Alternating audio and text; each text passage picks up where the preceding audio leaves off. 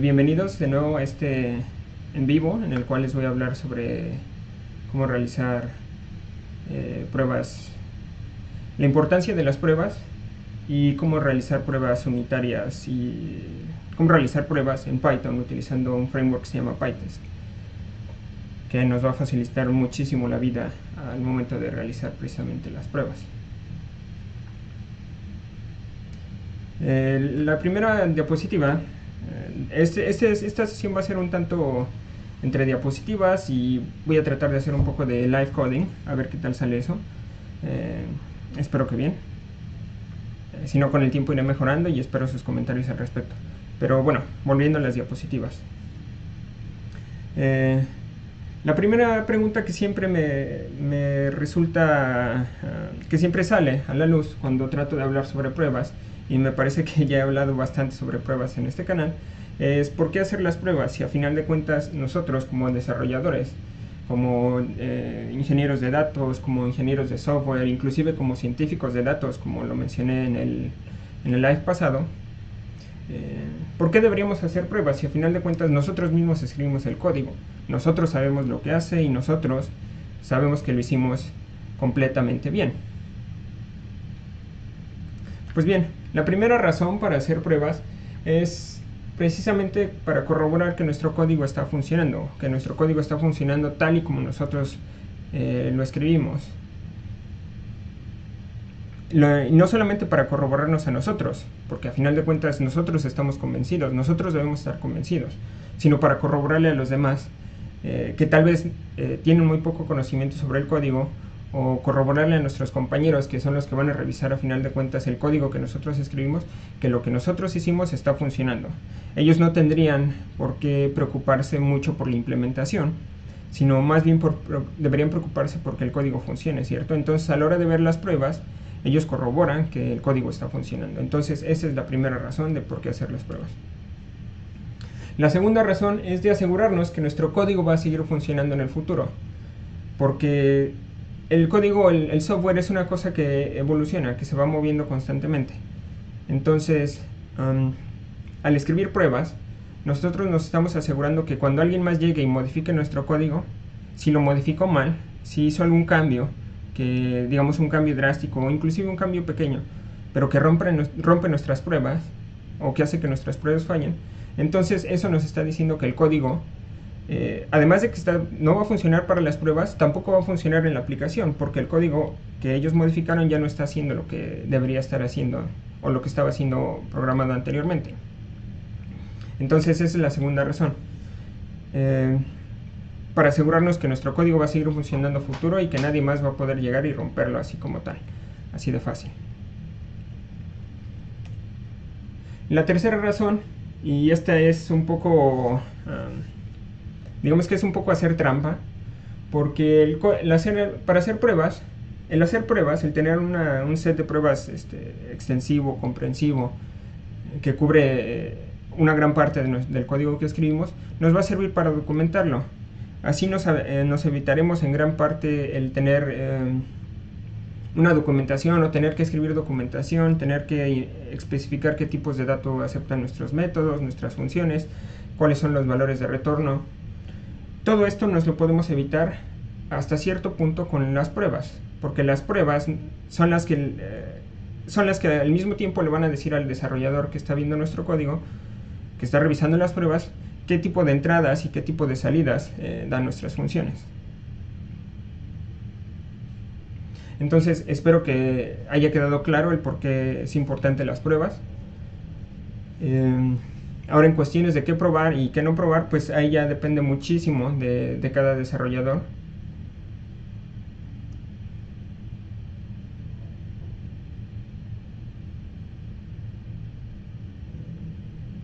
Ahí ya depende muchísimo de cada desarrollador o de cada equipo. Madre mía.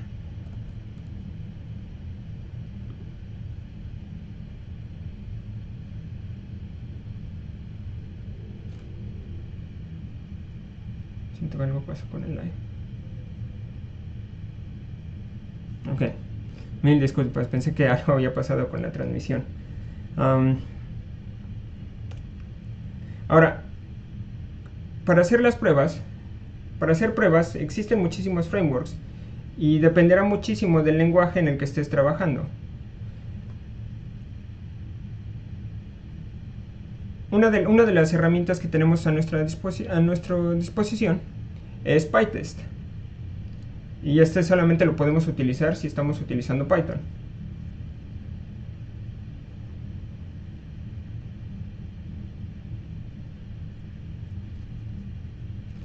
PyTest, ¿qué es lo que es PyTest?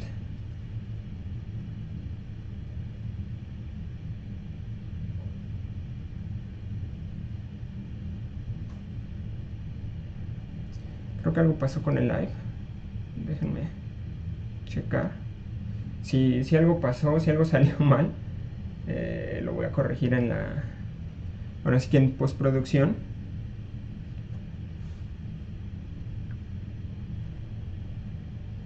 No, parece que estamos bien. Mil disculpas nuevamente. PyTest es un framework para Python, el cual nos va a ayudar a realizar pruebas. Es todo un framework que nos ofrece bastantes herramientas, las cuales trataré de hablarles un poquito más en este live. La idea de PyTest es que está centrado, más no limitado, a realizar pruebas unitarias. La idea de PyTest es que sea un framework universal, que podamos utilizar para realizar todo tipo de pruebas que podamos. Las que tengamos disponibles, unitarias, de integración, de principio a fin, de componentes y demás. Sin embargo, su idea principal es enfocarse a las pruebas unitarias. Y bueno, ¿por qué elegí PyTest? En primer lugar, es ligero. Simplemente basta con instalar un paquete de Python. Como siempre, ya saben, utilicen pip install PyTest o pipm install PyTest o cualquier gestor de paquetes que estén utilizando o que ustedes prefieran. También PyTest es extensible, nos permite complementarlo con plugins. De eso no les voy a hablar en este live. Si quieren lo comentamos más adelante, pero nos permite traer herramientas que hayan desarrollado terceros e integrarlas a nuestras pruebas. Tengo una diapositiva al final para hablarles un poco más de las posibilidades. Y en realidad PyTest es la herramienta con la que más trabajo actualmente para realizar pruebas, obviamente.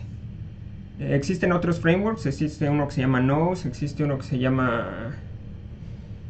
Madre mía, no recuerdo. Creo que debe haber algún derivado que funciona como XUnit. También hay uno que viene por default en Python, es algo de unit test, algo así. Sin embargo, PyTest se me hace, es superlativo, se me hace mejor y lo conozco muchísimo más. Ya vimos cómo instalar PyTest. Es simplemente el paquete está en PyPy. Se llama PyTest, lo pueden instalar con pip, lo pueden instalar con pipm, lo pueden instalar con Poetry, cualquier gestor de paquetes que tengan. Es sencillo de instalar. Y a la hora de usarlo, solamente basta con realizar este import PyTest. Y aquí es en donde vamos un poco al código. La idea, en este caso aún no estoy utilizando PyTest en mi código, simplemente basta con PyTest y ya. No es necesario importarlo, puesto que PyTest es en realidad una herramienta también de consola. Vamos a la consola. En este caso estoy en este mismo folder de My Library Tests. En este caso yo estoy utilizando pipm para realizar la administración de paquetes en este ejemplo. Tengo un video de pipm que, bueno, como ya saben, y si no es que, bueno, como suena, es para realizar la gestión de entornos virtuales de Python. Pero bueno, además de eso, si nosotros llamamos PyTest, aquí, realizo algo, y es que PyTest, además de ser una librería, también contiene una herramienta de consola que nos va a ayudar a ejecutar las pruebas.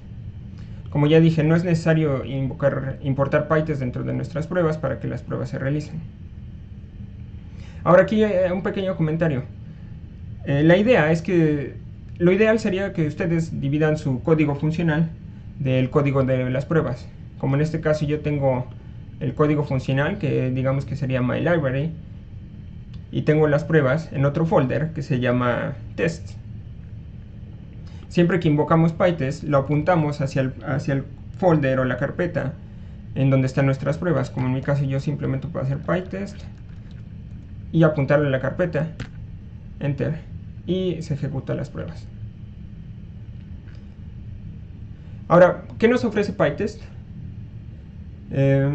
Bueno, antes de hablar sobre eso, vamos a descubrir cómo es que tenemos que cumplir con ciertas convenciones en nuestro código al momento de escribirlo, al momento de generar los archivos, para que PyTest los reconozca como pruebas. La idea es que los archivos terminen con test.py o comiencen con test-.py.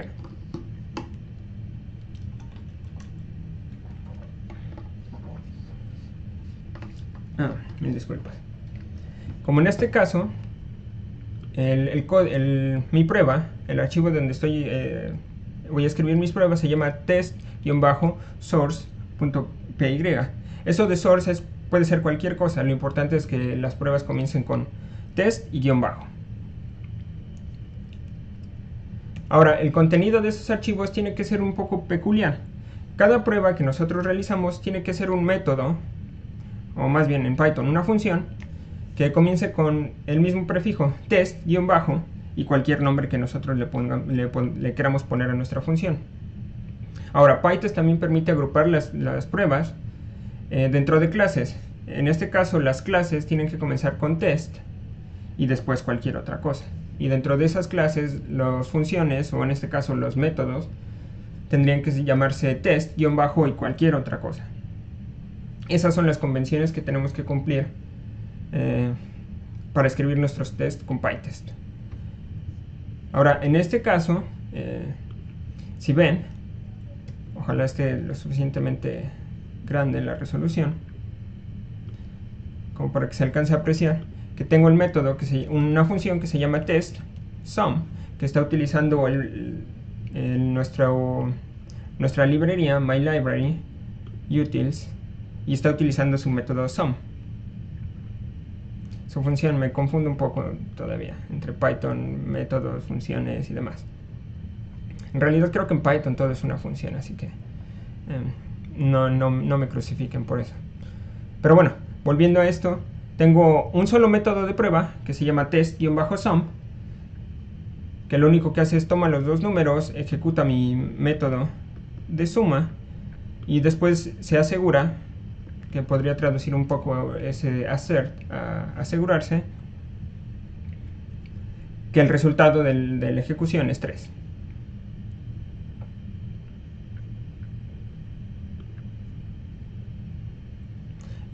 Y bueno, como ya vimos, al momento de ejecutarlo, podemos ir a la consola y simplemente llamar PyTest, apuntarlo a nuestra carpeta de test y dar Enter. Y ya, así de fácil, así de rápido estamos ejecutando nuestra primera prueba con PyTest. Podemos hacerlo, cuando PyTest se ejecuta, nos da una salida más o menos como esta, en donde el punto significa que el código, la prueba pasó, significa que todo está bien, que podemos seguir adelante con nuestra vida, nuestro código funciona. Sin embargo, también podemos hacer que PyTest nos dé un poco más de información acerca de nuestra prueba. Solamente llamamos PyTest y le ponemos unas cuantas veces para hacerlo más verbose, para hacerlo un poco más explicativo, y lo ejecutamos. Y así de simple nos muestra qué método se ejecutó, qué método de prueba se ejecutó y el resultado de la ejecución, que en este caso es pass. Como tenemos un solo test, si ese pasa, el 100% de nuestros tests están pasando.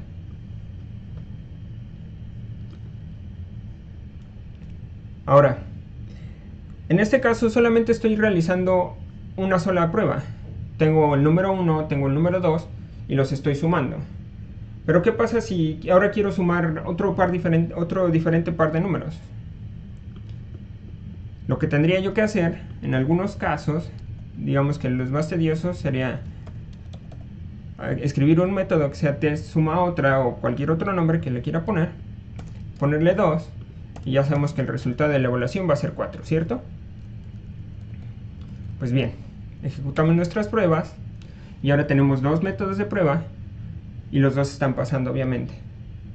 Pero ¿qué sucede si ahora quiero realizar la misma prueba? Quiero probar el método sum o la función, de nuevo, disculpen la confusión, la función sum, pero con otros valores de entrada. Lo que tendría yo que venir y hacer es copiar el método otra vez, escribirlo abajo y realizar esto por cuantas veces quiera yo realizar la prueba, ¿cierto? Pues bien, no es así con PyTest. Lo que nos ofrece es una cosita que se llama parametrización, que nos permite reusar el mismo test para diferentes combinaciones de entradas y salidas y probar diferentes combinaciones de nuestros parámetros. La sintaxis es un tanto complicada, diría yo. Sin embargo, creo que vale muchísimo la pena aprendérsela para que cuando tengamos que realizar esto de probar diferentes combinaciones, probar bajo diferentes condiciones, con diferentes combinaciones de valores, nuestros métodos, podamos realizarlo de manera sencilla sin tener que estar duplicando tanto código. Y para que nuestras pruebas porque también lo que pudimos haber hecho en este caso es crear un arreglo de números n1, crear un arreglo de números n2 y crear un arreglo de respuestas y después ir iterando sobre ellas. Sin embargo, esto va en contra de los principios de las pruebas unitarias, puesto que las pruebas unitarias tienen que probar una sola cosa y una sola cosa a la vez.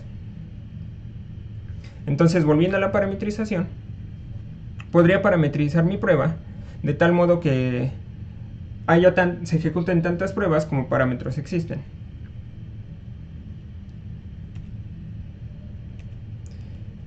En este ejemplo espero que sea un poco más claro. Tengo la prueba que se llama test_something, que tiene como parámetros dos valores. A,1, ese es un parámetro, y B,2. Esto se va a transformar en dos pruebas, en donde se van a reemplazar los valores SumInput y SumOutput por los respectivos A1 y B2. Para verlo en código, lo podemos ver con algo como esto. En este caso sí necesitamos importar ya PyTest.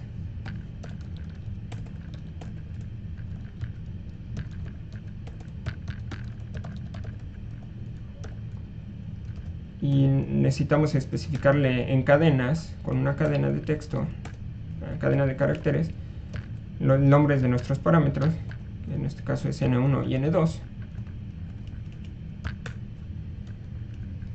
Ahora el segundo argumento de nuestro se llama decorador, parametrize, es un arreglo con todas las combinaciones que nosotros vamos a utilizar. Por ejemplo, 1, 2. Bueno, se me olvidó agregar otro caso aquí, que es el resultado esperado. 1, 2, y en este caso lo que estamos esperando de sumar 1 y 2 es 3, ¿cierto? Ahora vamos a agregar otro caso, el caso que tenemos acá abajo, 2,2, entonces nuestro resultado esperado es 4. Y ya por último vamos a agregar otro caso un poco más, digamos, extremo, por así decirlo, donde sumamos 0 y 0 y estamos esperando un 0. Ahora no voy a ocupar ya esta prueba, la podemos eliminar.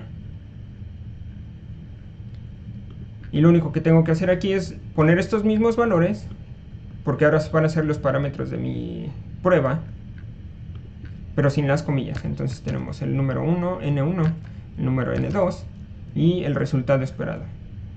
Lo voy a copiar para que no haya ninguna confusión.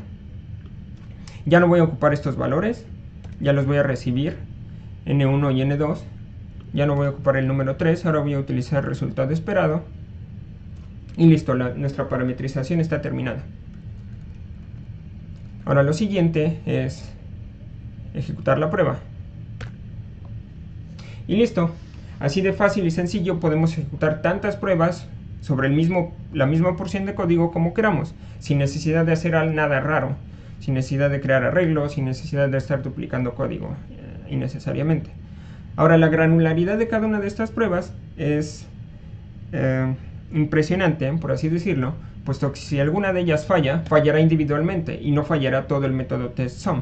Por ejemplo, si aquí me equivoco y mi método debe regresar un 5 cuando estoy sumando 2 más 2,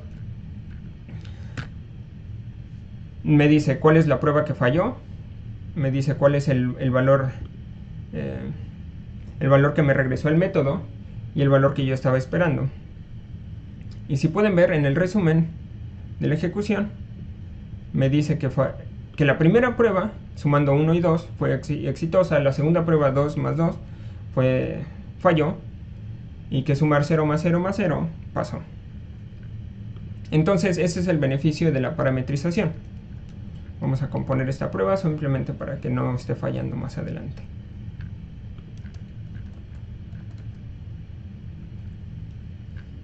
Entonces ya está, espero que haya quedado claro y que haya sido de utilidad este tema de la parametrización. Es una de las grandes herramientas de PyTest.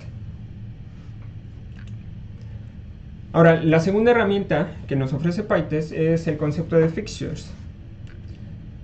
Las fixtures nos ayudan, disculpen, no encontré una forma de traducirla correctamente al español, pero bueno, a ver si ustedes me ayudan después con un nombre.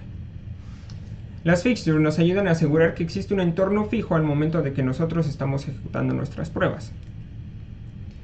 Además de que nos ayuda que existan efectos colaterales dentro de una prueba que afecten a la otra. Para declarar una fixture simplemente tenemos que utilizar el decorador @pytest.fixture y después un método cuyo nombre va a ser el nombre de nuestra fixture, que regrese un valor. Disculpen, voy a tomar un poco de agua.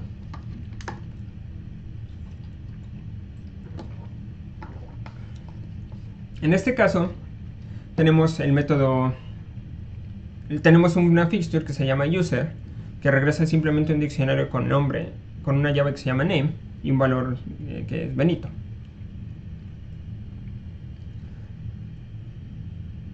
Ahora vamos a ver, ¿para qué utilizaría yo una fixture?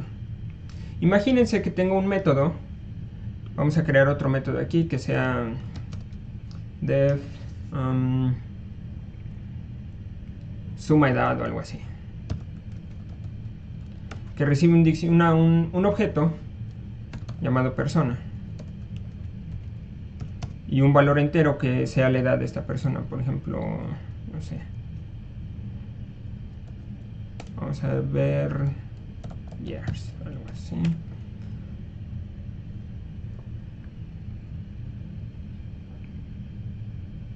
Esta persona, primero vamos a revisar if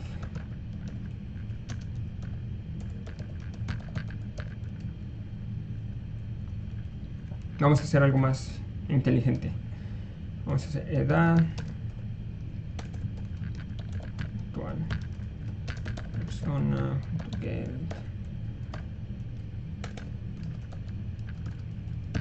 Y si no tiene edad le regresamos 0. Después vamos a hacer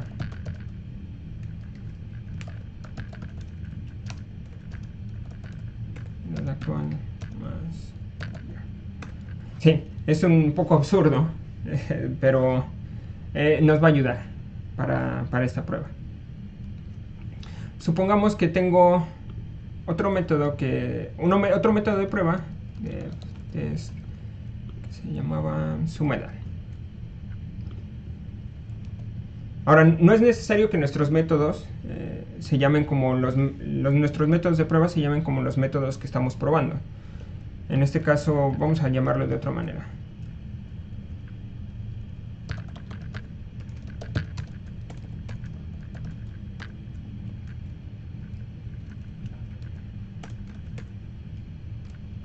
Y supongamos que tenemos una persona que se llama como yo, Antonio,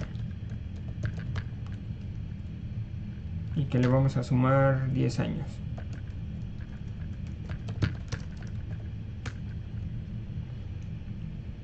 Entonces, vamos a ver, edad esperada. Como no tiene edad, estaría esperando que la edad final fuera de 10 años.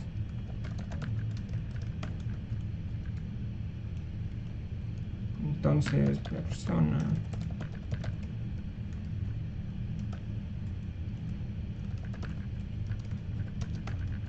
Bueno, 10. Y entonces aquí es donde yo estaría llamando a mi método.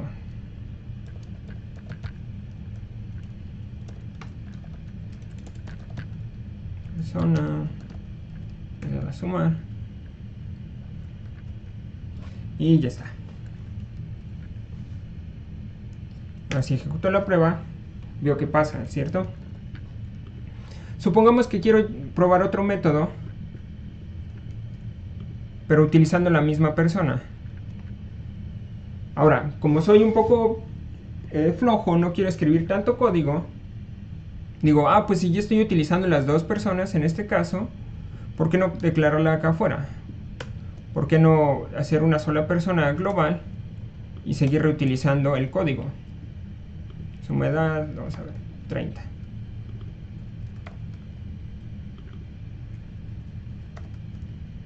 Entonces, en este caso, ya estoy reutilizando este código de acá arriba, ¿cierto? Tengo una persona y voy a utilizar esa persona en los dos métodos de prueba. Después de todo, esta persona no tiene edad, entonces mi método va a seguir funcionando y esperaría que este siga funcionando, ¿cierto? Entonces si ejecuto las pruebas, oh sorpresa, me doy cuenta que la edad de la segunda persona, la edad registrada en mi segundo método de prueba, en mi segunda función de prueba, es 40 y no 30 como yo le estaba esperando, ¿cierto? Tengo que corregir esto un poco de acá. Ok, vamos a ejecutarlo nuevamente. La sorpresa es que la edad esperada no coincide con la edad que regresó de mi prueba. Y esto es porque las pruebas se están afectando entre ellas. Cuando se ejecuta el primer método de prueba, test suma edad, le agrega 10 años a la persona. Y cuando se ejecuta el segundo método, suma edad, le agrega... La persona ya ha sido modificada, ya tiene esos 10 años extra. Entonces, al agregarle 30, el resultado es 40. Por eso mi prueba no está pasando. Aquí es cuando viene el rescate de las fixtures. Lo que voy a hacer ahora es convertir esta persona en una fixture. Esto se realiza con PyTest fixture def. Acuérdense que este es el nombre de la fixture. Es un método, nuevamente, disculpen, es una función que tiene que regresar el valor que queremos darle a esa fixture. Ahora, lo interesante es que para pasar esta fixture a nuestros métodos de prueba, a nuestras funciones de prueba, tenemos que pasarla como un parámetro. Sí, PyTest es un tanto raro en cuanto a las fixtures, en cuanto a todo este tipo de nombres, de cómo funciona. Pero bueno, de a poco se van a ir acostumbrando. Vamos a hacer estos un poco más pequeños para que quepan los dos. Entonces, en este caso ya estoy utilizando la fixture persona en este método y en este. Cada vez que se ejecute una función de prueba, va a recibir un objeto nuevo, completamente nuevo, que va a tener estos valores. Entonces, no importa lo que nosotros hagamos con la persona dentro de esta prueba. Podemos borrarle, podemos eliminarla, podemos alterar sus propiedades, no importa, todo se va a quedar dentro de ese método. Para cuando este se ejecute, vamos a recibir una copia nueva del objeto que regresa persona. Para corroborar esto, vamos a ejecutar la prueba. Y listo, ha pasado. Ya pasaron las dos pruebas. Y voilà. Espero que haya quedado un poco claro. Espero que haya quedado claro. Si no fue así, ya saben. Me dicen en los comentarios. Ahora aquí hay algo importante y bastante interesante que nos va a ayudar a hacer lo que se llama fixtures compuestas. Como pueden ver en el pedazo de código que les estoy mostrando aquí, podemos reutilizar las fixtures dentro de otras fixtures. Es un poco como Inception, por así decirlo, Fixtureception, me atrevería a decir. Pero bueno, nos ayuda a realizar cosas bastante interesantes, una cadenita de fixtures ahí que podemos realizar para preparar nuestros tests de manera que reflejen lo más posible nuestros entornos productivos. Entonces vamos a realizar eso en el código de acá. Supongamos que voy a probar que el método sumEdad funciona cuando la persona ya tiene una edad definida. Entonces lo que yo puedo hacer es, vamos a copiar esta fixture, persona con edad. Y ahora esta fixture de aquí va a recibir esta fixture de arriba. Nuevamente, esta de aquí va a recibir esta de acá arriba como parámetro. En este caso, persona, vamos a ponerle edad y vamos a ponerle que tiene una edad de 100 años, por ejemplo. Y simplemente, ya que le modificamos la edad, le regresamos el objeto. Persona. Ahora vamos a utilizarla acá abajo, persona con edad, y la edad esperada sería de 130 años, porque la persona con edad ya recibió 100 años en esta fixture de arriba, justamente aquí arribita de ella, y ya estaría esperando que tuviera una edad de 100 años. Ahora si ejecutamos el código, madre mía, algo pasó.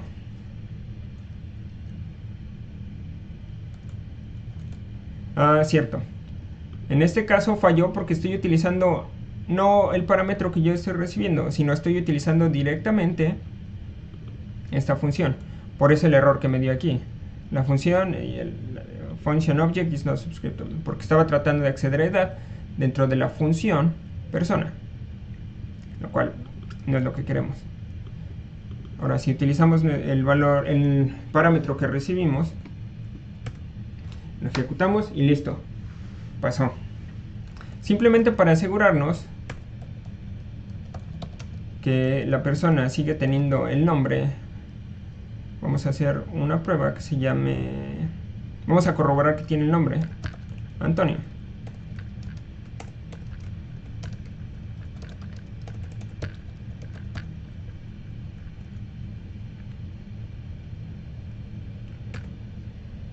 Y listo. Si este tuviera cualquier otro nombre, nuestra prueba habría fallado.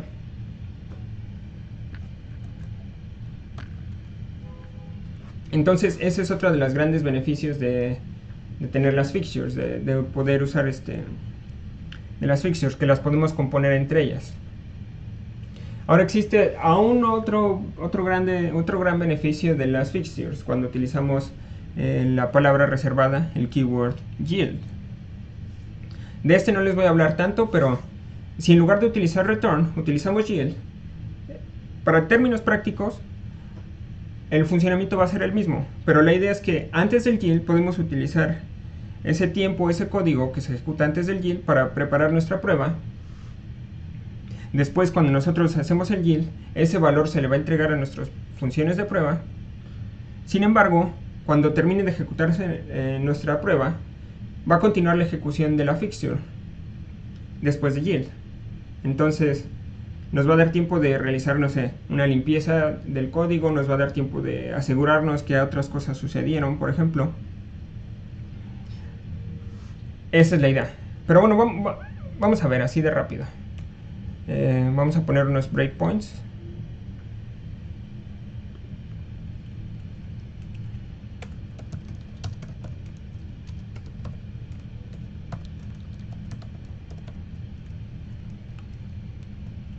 Y en este caso, en lugar de utilizar return, vamos a utilizar yield.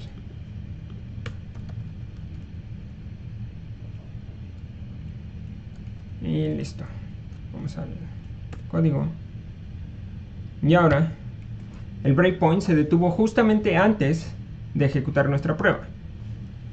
Ahora, si le damos continuar, la prueba pasó y ahora estamos justamente después de que se ejecutó nuestra prueba. Entonces la idea es que Utilizar Yield nos permite hacer algunas cosas antes de que la prueba se ejecute y después nos permite hacer algunas otras cosas después de que la prueba se ejecutó. Ese es otro de los grandes beneficios de utilizar PyTest y las fixtures particularmente. Vamos a eliminar los breakpoints y continuamos. Otra de las ideas dentro de las pruebas unitarias es realizar patching o parchear las cosas, parchear, como sea. Parchear precisamente nos ayuda a reemplazar el comportamiento de algunas funciones, de algunos métodos dentro de nuestras pruebas. Ya sea porque estamos, no queremos, no sé, estamos probando contra un endpoint, contra un servicio web en producción y no queremos estarlo ejecutando o llamando constantemente dentro de nuestras pruebas unitarias, tal vez porque estamos enviando, no sé, datos basura, datos de prueba y qué sé yo. Entonces, en ese caso podríamos parchar la comunicación para que nunca nos comuniquemos con el entorno productivo dentro de nuestras pruebas. Otra de las razones para realizar el patching es que tal vez el método que estamos, uno de nuestros métodos dentro de nuestras pruebas, se tarda demasiado o es demasiado costoso de ejecutar. Entonces lo parchamos simplemente para simular el resultado de lo que nos va a devolver. O simplemente lo podemos parchar las cosas para asegurarnos que nos van a regresar los valores como nosotros los estamos esperando. A final de cuentas, y les voy a hablar un poco más de esto, podemos asumir que ese método o esa parte de nuestro código, esa librería de algún tercero que estamos utilizando está funcionando correctamente y que no existe la necesidad de probarla como tal. Nosotros nos limitamos a probar nuestro código, simplemente asumimos que lo que estamos parcheando va a funcionar correctamente y nos va a regresar los valores que nosotros estamos esperando. Lo que les voy a enseñar ahora no es una herramienta exclusiva de PyTest, es una herramienta como tal de Python, que viene dentro del mismo paquete de Python, es Unitest, que es precisamente otro de los frameworks que podemos utilizar para realizar pruebas. Para utilizar el patching, de esta manera tenemos que importarla con from unitest.mock import patch.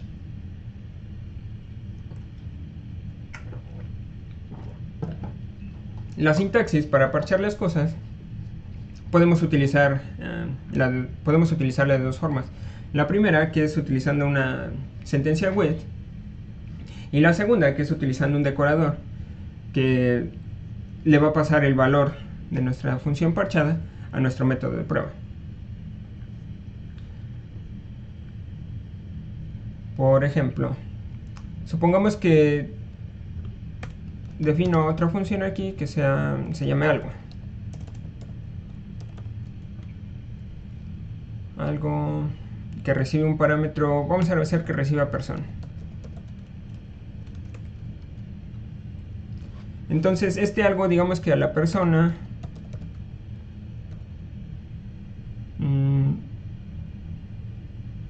le va a agregar un valor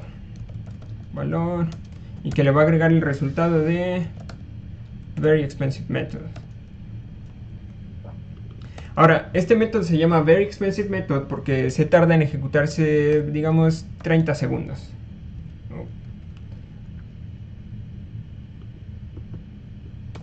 30 segundos.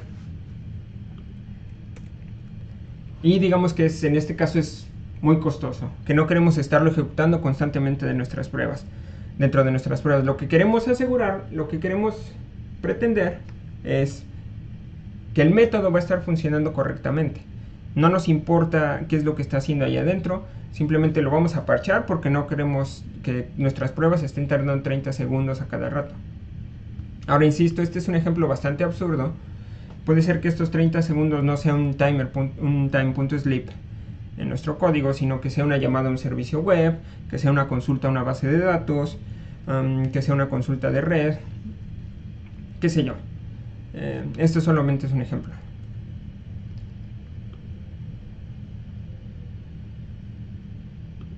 Entonces, nuestro método se llama algo. Ahora supongamos que aquí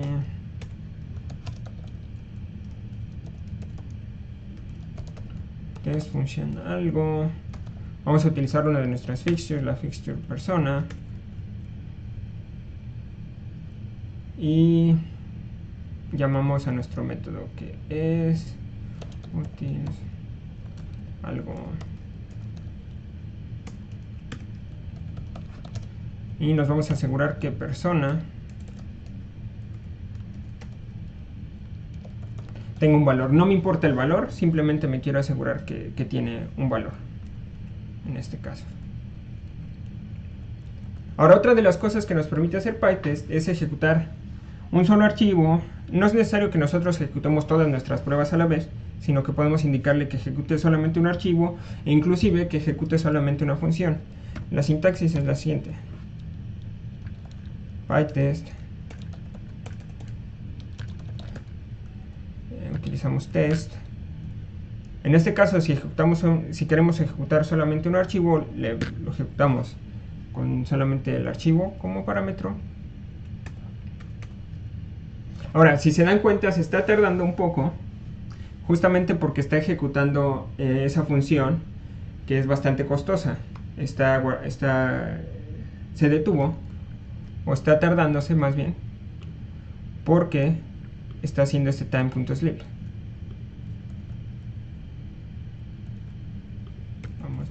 Vamos. Y ya está.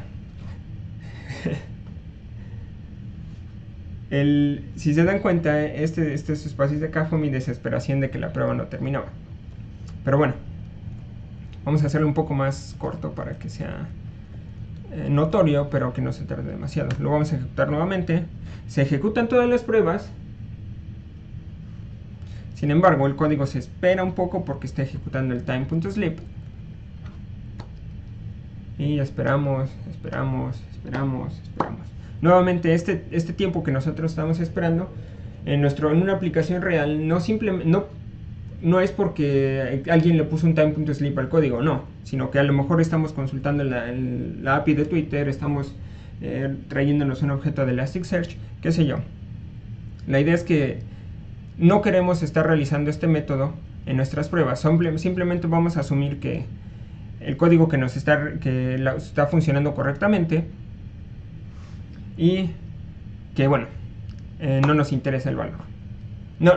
Disculpen, nos interesa el valor de retorno, pero no es crítico para nuestras pruebas el estar probando constantemente utilizando este método bastante caro, bastante tardado, que se comunica con un objeto de producción, qué sé yo. Entonces, para parchearlo, lo único que vamos a hacer es with patch. Vamos a importarlo. Vamos a importar patch.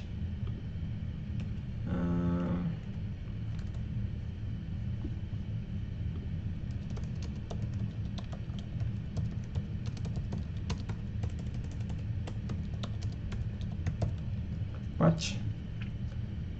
Ahora, para parchearlo, tenemos que poner el nombre completo de la cosa que vamos a parchear. En este caso, el nombre completo es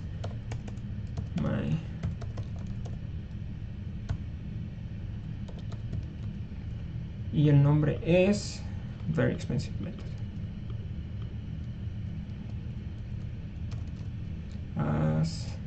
Voy a cerrar la ventanita. Patch.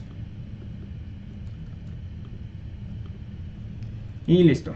Ahora si ejecutamos nuestras pruebas, tendría que suceder de manera inmediata, porque nosotros estamos parcheando este método, esta función, disculpen nuevamente. Estamos parcheando la función Very Expensive Method, entonces al momento de ejecutarse ya nos está ejecutando el time.sleep, porque lo acabamos de parchear.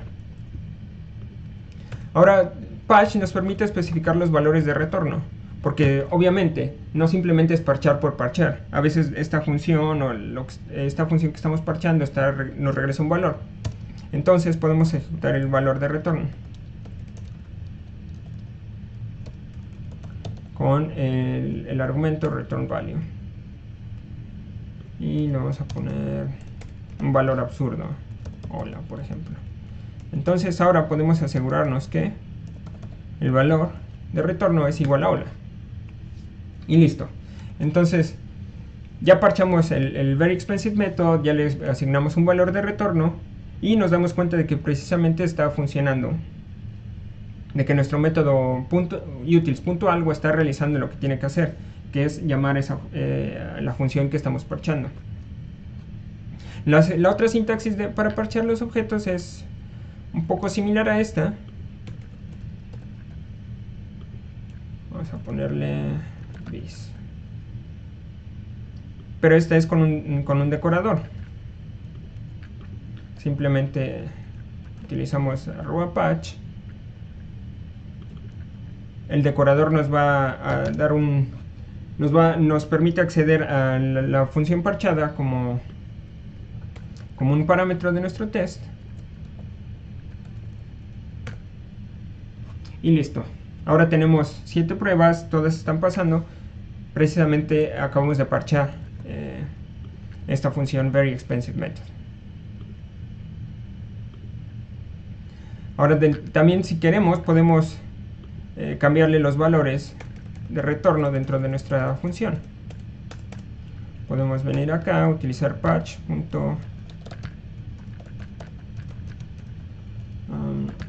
Adiós. Ahora si lo ejecuto de esta manera, va a fallar porque ahora la función parchada nos está regresando adiós en lugar de hola.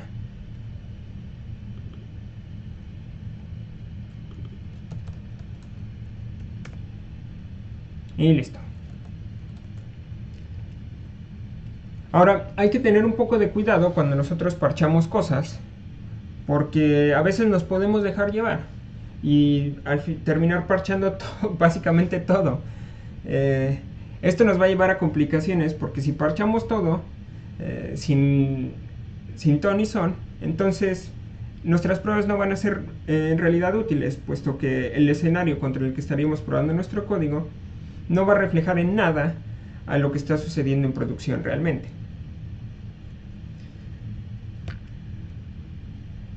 Así que, como ya dije, cuando estén parchando cosas, no se dejen llevar, no terminen creando escenarios poco realistas.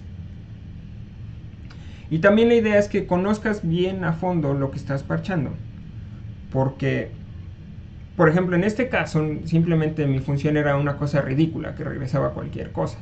Pero si decides parchar una conexión a la base de datos, hay ocasiones en que las conexiones a las bases de datos nos regresan valores complejos.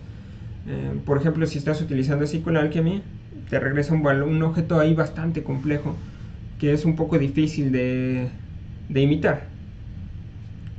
O por ejemplo, una cosa que me ha pasado no bastantes veces, pero me ha pasado, es que si decidimos parchar una conexión, una petición web, tal vez nosotros como valor de retorno a ese parche le pongamos una cadena. Pero esto está mal si estamos utilizando request, puesto que request nos regresa un objeto de su mismo... un objeto que es bastante más complejo que una cadena. Entonces, si nosotros decidimos parchar una llamada a un servicio web que nos regresa una sola cadena, y la parchamos con una sola cadena, sí, tal vez nuestro código va a funcionar. El problema va a ser cuando lo ejecutemos ya en realidad, y la realidad es que ese servicio web no nos regresa una cadena, sino nos regresa un objeto más complejo. Entonces es bastante importante que a la hora de parchar no se excedan, no te excedas, no parches de más, no termines parchando media aplicación solamente para hacer que tu código funcione. Y parches correctamente, no utilices valores de retorno que en realidad tus objetos no te van a estar regresando.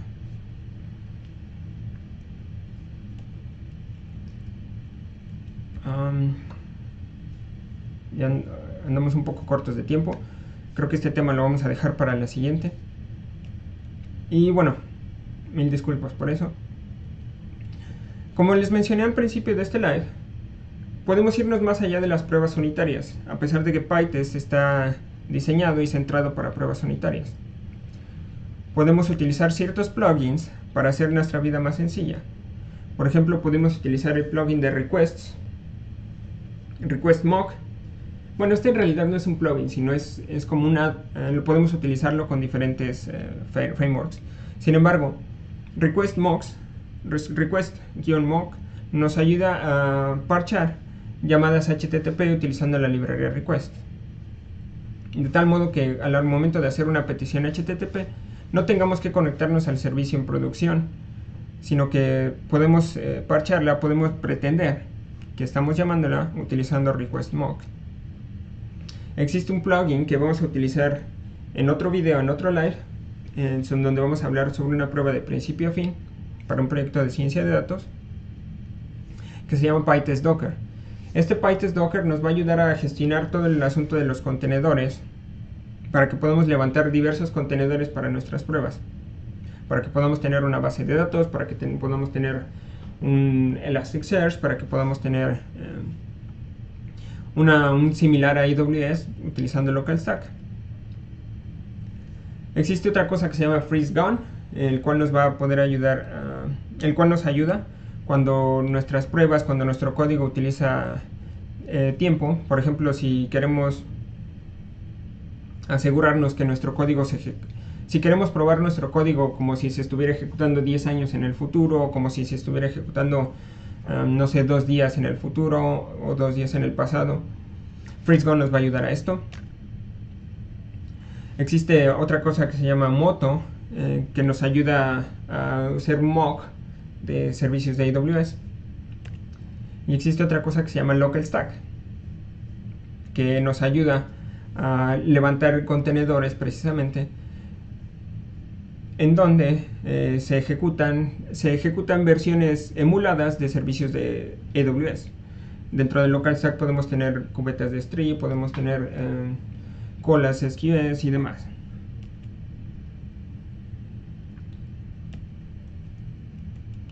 Y pues bien, eso ha sido todo por este live. Espero les haya sido de utilidad.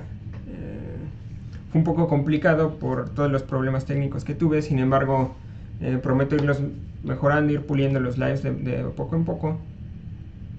Espero que les haya sido útil, y ya saben, si así fue, pues dejen un me gusta, dejen sus comentarios, síganme en Twitter, en twitter.com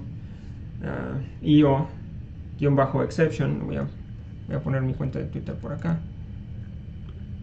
Y pues bueno, espero me sigan en mi canal verdadero de YouTube, el de That C# Guy, que es dejo en la descripción, dejo el link en la descripción. Mi cuenta de Twitter es esta. Cualquier duda, cualquier comentario, por favor háganmelo llegar. Esta es mi cuenta.